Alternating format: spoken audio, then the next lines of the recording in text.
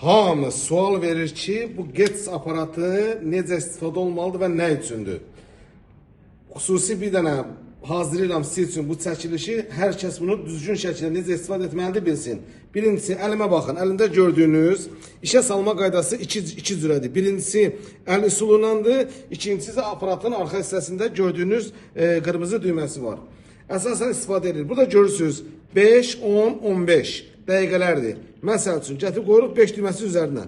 Burada 2 dənə işləmə qabiliyyəti var. Aşağı tempdə, görürsünüz, başladı. Siz təsəvvür edin ki, bu yerdə belə fırlanır, insan onun üzərində necə fırlanacaq? Nə üçündür?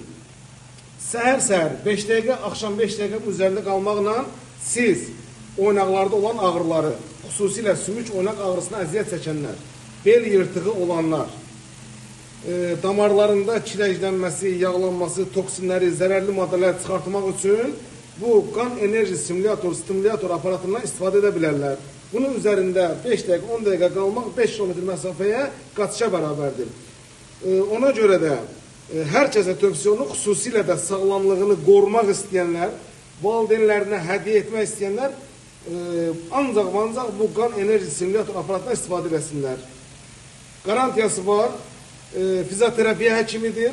Xüsusilə sinir sıxılmasına əziyyət çəkənlər hər kəs bu aparatdan istifadə edə bilərlər.